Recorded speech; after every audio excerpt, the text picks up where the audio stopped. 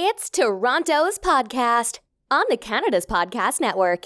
I am joined today by Angela Podolsky. She is the founder of Kinetics Consulting. Angela, welcome.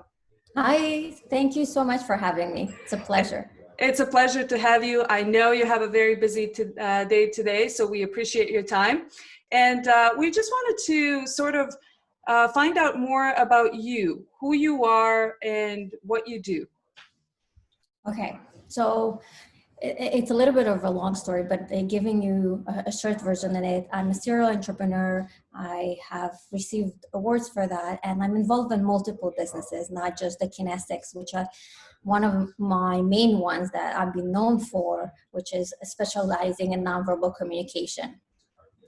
That's in general. So I'm involved in multiple businesses, but Kinetics is the front, I would say. So you are a serial entrepreneur in a sense. That's right. So tell us a little bit about different businesses that you founded or own and operate, and how did you become an entrepreneur? Was it by chance? Were you born to be an entrepreneur?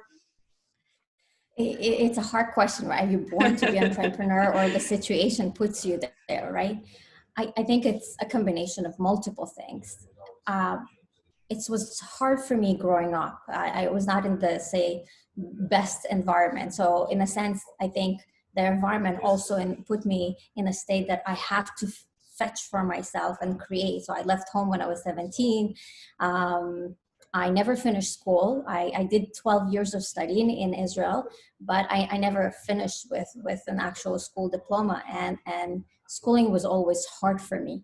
And I naturally gravitated to the entrepreneurship, and I very big in learning. I'm always really, really hungry for knowledge and growth. I always say if I'm last year and this year the same, then there's something wrong. So for that reason, I think there is some natural kind of development in me that I'm hungry for knowledge, and that makes me a better entrepreneur. But at the same time, I think it's also the environment as well. Growing up in a country like Israel, it's very innovative.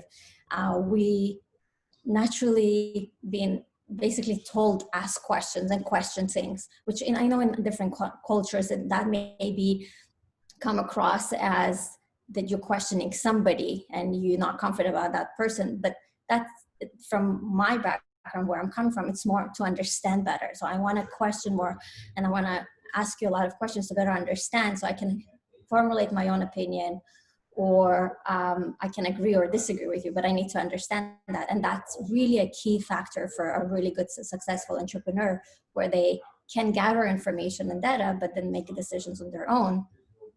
So I think that the question of, was it natural or was it environment? I think it's both.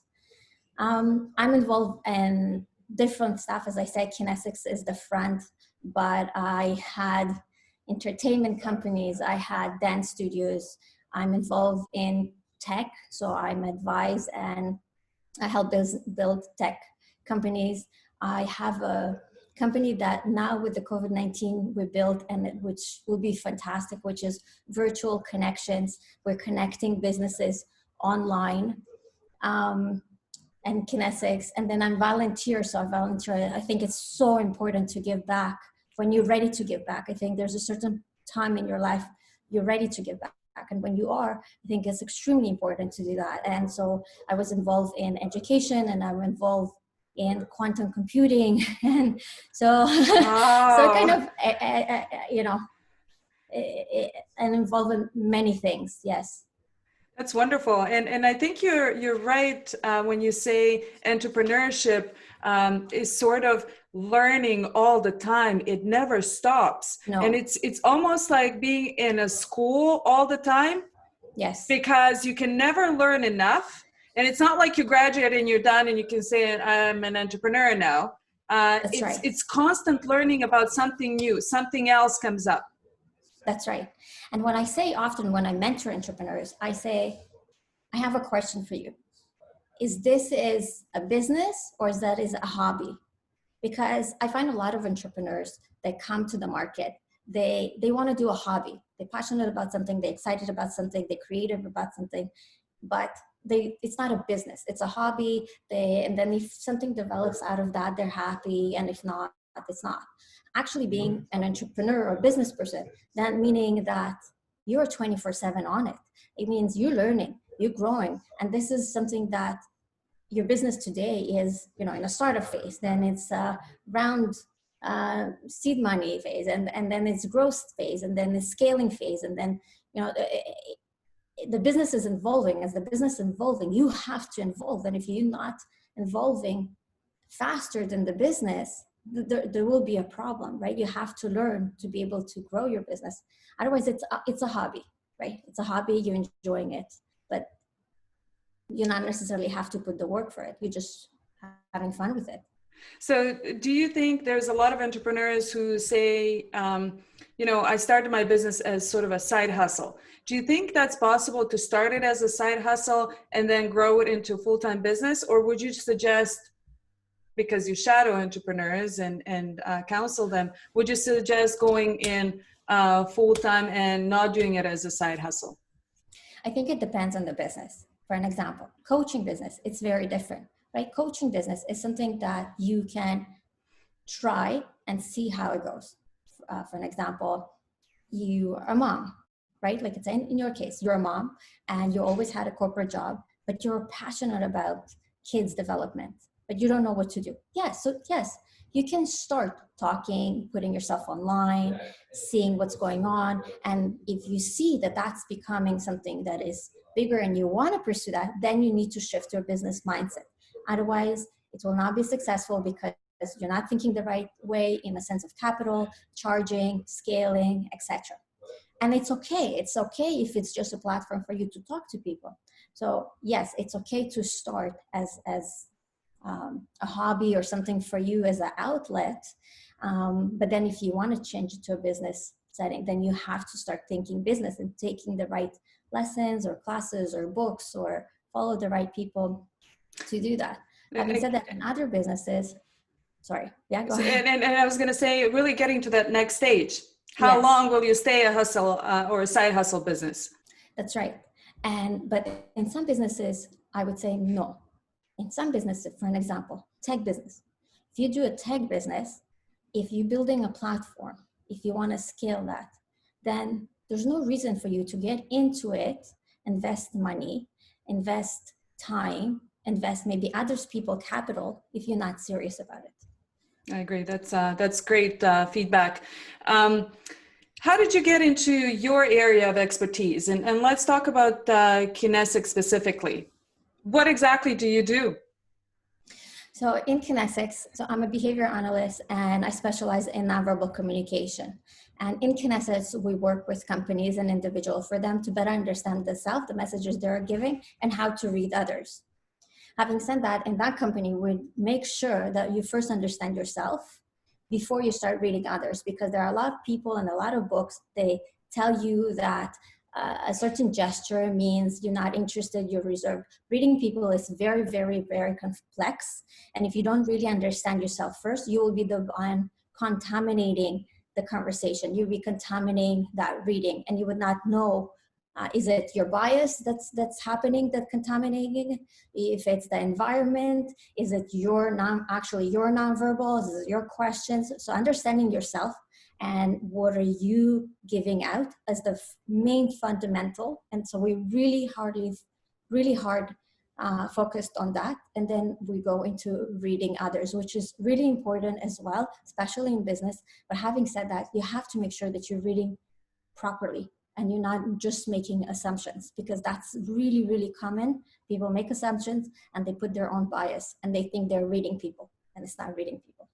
And have you worked with a lot of entrepreneurs? I know a lot of them may struggle when it comes to doing pitches for funding and body language. If you're closed off, are you open to suggestions, as well as reading the possible investors?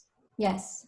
So yes, I was part of that. I was part of judging startups in festivals in Montreal.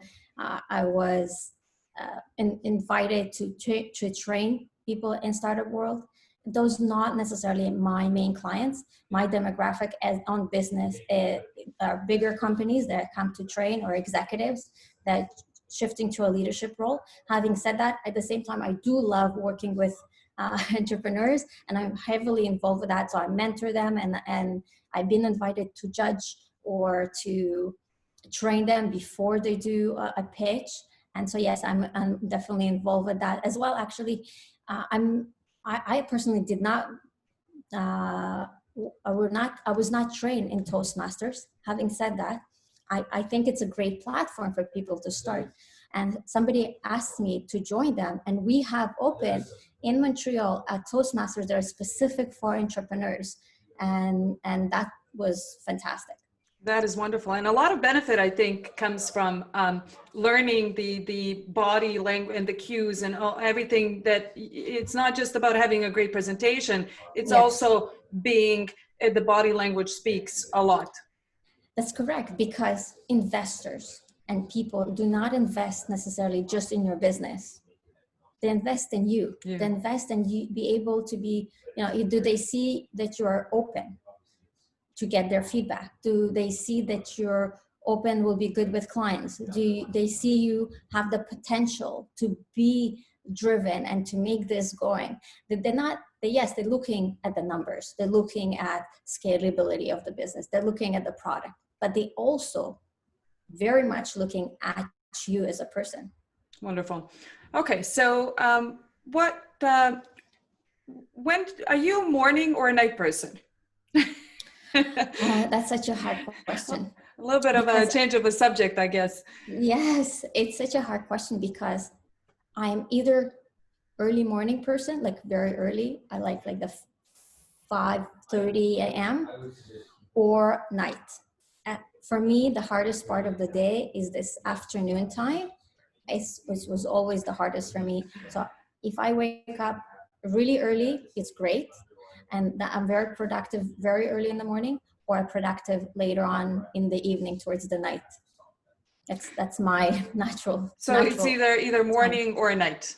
Yeah. And is that where your best ideas come, either morning or night? Where are my best ideas? I think creativity is something that it's hard to quantify, right? Sometimes it will be, if I take an afternoon walk, my ideas can come there. Sometimes it can be early in the morning when your brain is not fully active, right?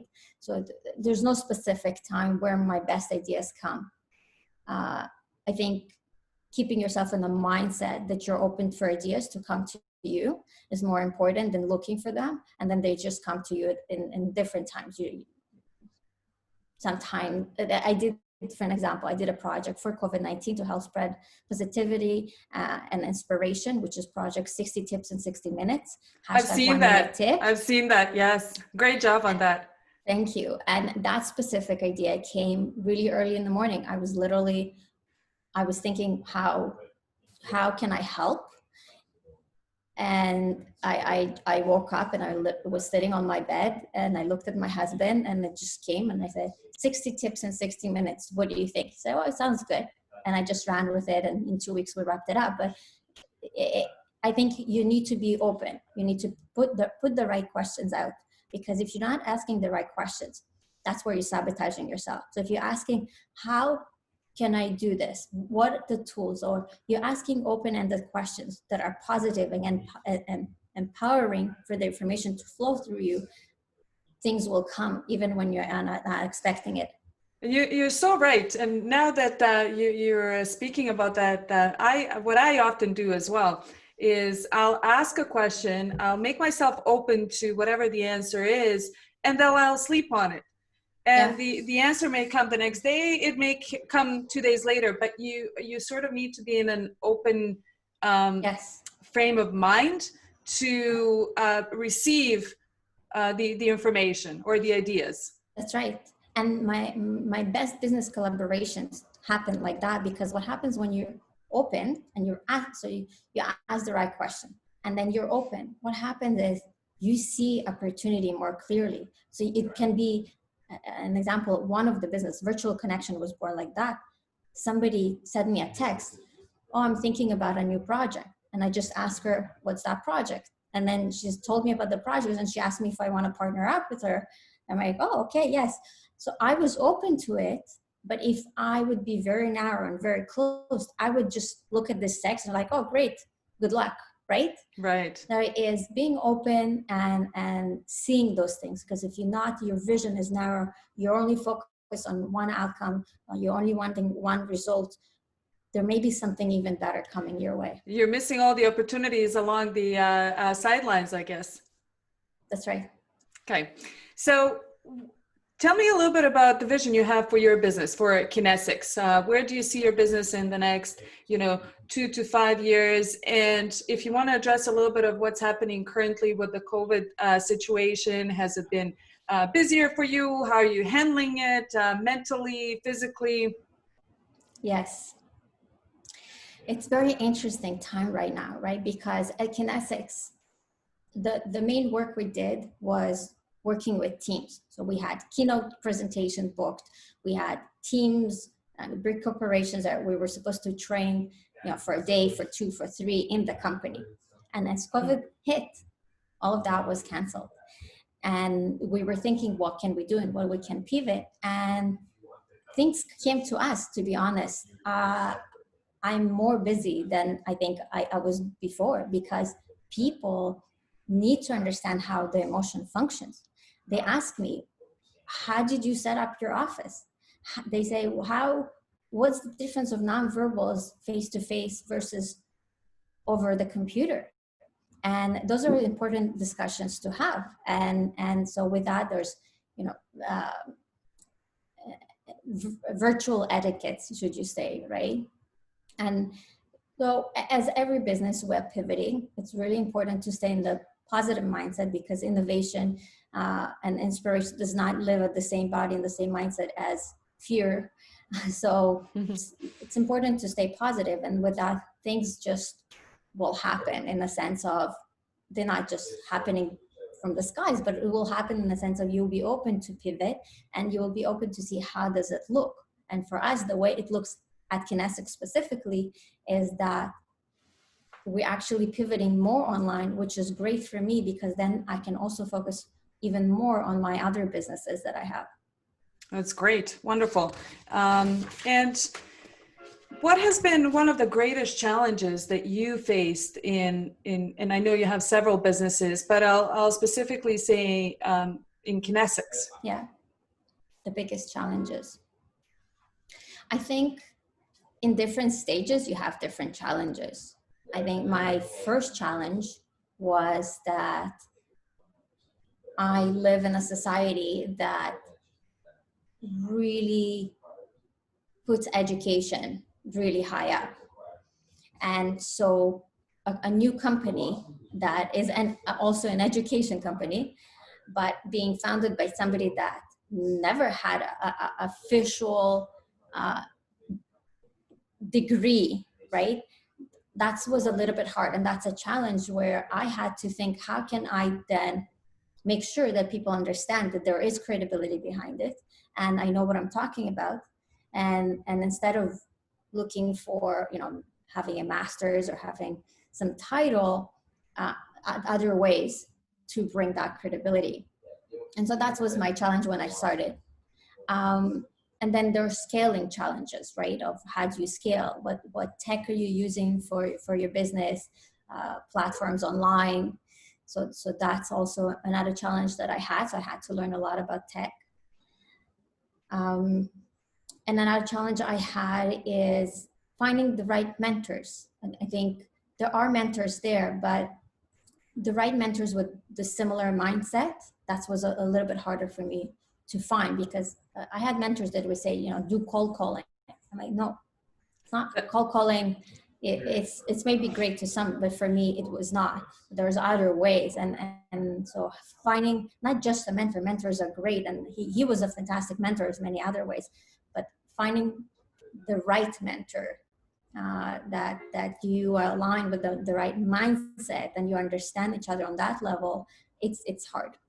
I agree, and I agree, especially with the mentor. I mean, there's mentors that are graciously give back time, to the community. But finding the mentor that's, as you said, on the same frequency as you and sees where you are going and your vision of the business, which is not cold calling in your case. It's more of a human approach, relationship building, is the key. And once I think you surround yourself with team players that are on the same level, you're sort of playing as a team, and it's much easier to scale your business at that point because you have a good comfort and you have That's right. great mentors. Yeah. So I never really had a mentor per se. I never had a specific person that is like a mentor that helped my business grow. But what I did do is when I would be networking or when I meet a certain individuals and I would see a person that I believe there are skills that I should learn from that person, I would just attach myself to them. That's great. And I would be like, okay, we're friends now. And I need to learn from you. And that's it. And I will just attach myself to them and we would build a relationship, but it was not more of a mentorship. It was we became friends, right? In a way, and we would help each other. And yeah, I would just hook myself onto that person. Literally, it would be, that's kind of my mindset. I saw something that a skill that I would love to get or something, information that I want to learn. And I would just go and hang out with them and just listen and see what they say and how they say things. And I'll just try to observe as much as I can. That's a great idea and great piece of advice. So making friends or connecting with people that have different skill sets than you, that you can learn from. Oh, very important. Never just be in a room with people with the same skills as you. Because you won't grow. You will never grow like that. I love that. If you agree with somebody and they agree with you, not going anywhere.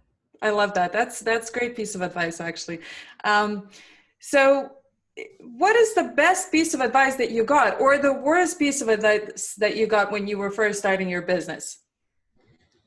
Oh.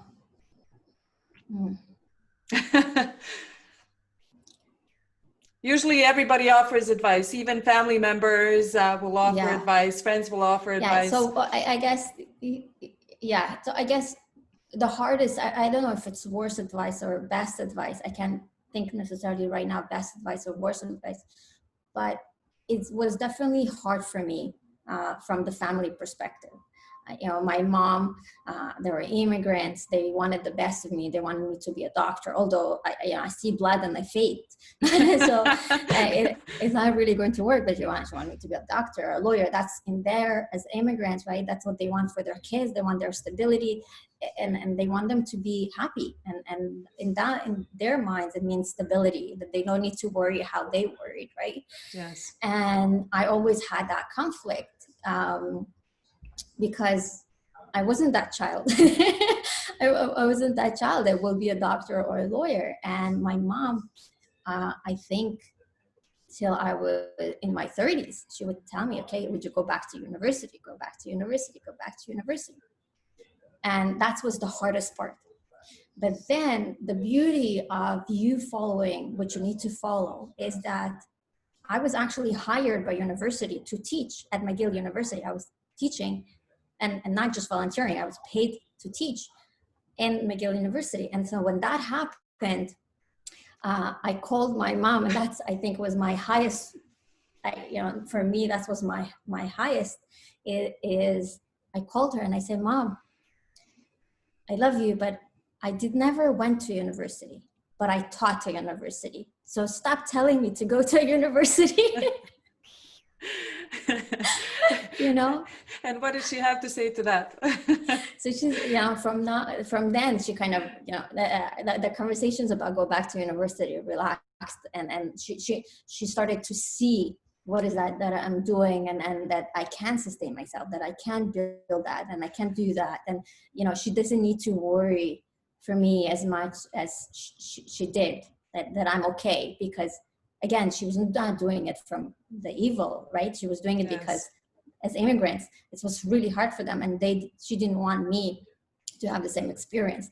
But then when that happened, she was able to relax and see, you know what, I'm okay. And that's the beauty of that, right? So I think that was the hardest part, but also at the same time, kind of the highlight. That's wonderful. And she must be very proud of you now. You're doing Yes. so well. And you've been recently nominated for RBC's Women of the Year Award. That's right. I received an award from the Jewish Chamber of Commerce a few years ago as an Entrepreneur of the Year. And now I'm nominated for this award as well. Amazing. Amazing. Yeah, I'm very grateful. And I'm going to now switch to something a little bit more fun. It's going to be rapid fire questions. You can just tell me the first thing that comes to your mind. Okay, you don't have to think too much about it. Okay. Yeah. So we have, let's take a look here. If you weren't doing what you're doing right now, what would you be doing? Connecting people. Love it. Is there a book that you're currently reading or that you could recommend, or if not a book, a podcast, or something that, fills your mind with more knowledge? Keep constantly learning, online, offline. There's no one specific thing. I always look for information. The other day I was learning about partnership agreements and stuff like that. And then at the same time, I'm learning more about nonverbal and business scaling. So always learn different things, not one thing. Learn different things. Wonderful. And we already asked you if you're a morning or a night person. So we know that you're sort of morning and night. The ideas come at any point. Yes. Morning or night, best time to find me, early in the morning or at night. Midday it's I can work, but it's much harder on me. Yeah, maybe a strong Turkish coffee. Yes. There you go. And is there anything that's keeping you up at night these days? Anything in particular? No. Nothing. I sleep well. That is awesome. You have to tell me your secret. And if you had to pick one word to describe yourself, what would it be and why? A lover. Oh, wow. A lover. And that's, there's two sides to me. And the heart, I'm a connector and a lover, and somebody did an archetype test on me, and that's what came out. It's all about connecting and caring. And for me, connecting with people and have this is the most important and the most valuable thing. And it doesn't matter how strong or how business savvy you are. And yes, sometimes you need to be harsh, and sometimes you need to be very like this and all of that. But in the end, the core has to stay authentic to you. And for me, my authenticity is connecting and being, a lover. I care and all of that. Yeah. I love that. I've never had anybody say that. So thank you. There you go. There's always a first. That's yes. And what's your favorite place in the world? It can be your backyard. It can be, Canada. It can be anywhere basically in the world. Yeah. Well, I'm biased. I love Israel to death. I think there's so much to that country. I think innovation, nature, even how they're dealing with COVID-19. There's a lot of great stuff. So I'm biased for that country. But if it would be not that country, my favorite place in the world will be the water. Any place that has greenery and water, I'm happy. I'm the same way. I like the water. I like the ocean. It just brings calmness to me, even though it's moving and it may be wavy, and to me, it brings calmness.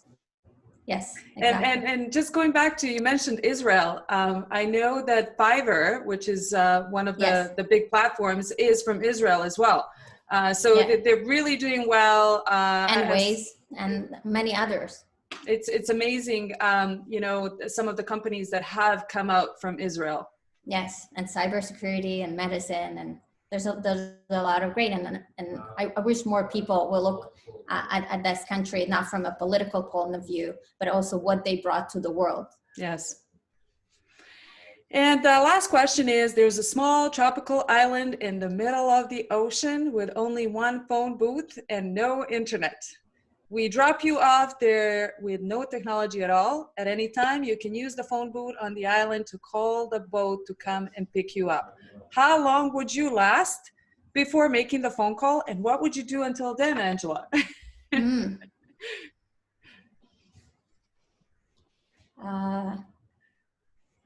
It's a hard question because it kind of relates to our time now, because we can go out, we cannot see people, but we have this. I'm very thankful for that. I think I would last, I would last about maybe 2 months. Oh, wow. That's a long time. That's actually great. But the reason I will last 2 months is, I think, because I will be so focused on creating and doing things that I cannot do when I'm always surrounded with calls and people. And so I would take that time, a conscious getaway, to create more. So when you come back, same thing as with COVID-19. So we are right now in a state that on a lockdown, right? So it is being on an island. So what do you do at that time? So I think I'll be using it very similarly, of saying, okay, this is my time. I can then take the time to reconnect with myself and my purpose and who I am, and then start creating from that place, and creating new things, or thinking how I can create and scale what I already have. So I'm coming back stronger. Self-reflection and just working on yourself. Yes. Perfect. Yeah. Okay. And how can our listeners and viewers find you on social media to connect with you, and to perhaps visit Kinetics website as well? Yes. So easily to find me on LinkedIn is by name, Angela Podolsky. Same thing on Instagram, it's Angela Podolsky. Facebook, and the business page is Kinetics. So kinetics.com, that's the website. And that's about it. Yeah. Wonderful. Angela, thank you so much for your time today. It's been a great pleasure, and I really loved hearing about your business and about you as well. I'm Andrea Sessum, your Toronto's host for Canada's podcast. Listen, subscribe to all of our channels for the latest entrepreneurial news. Thank you again, Angela, and I wish you all the best. Thank you for having me. You're welcome.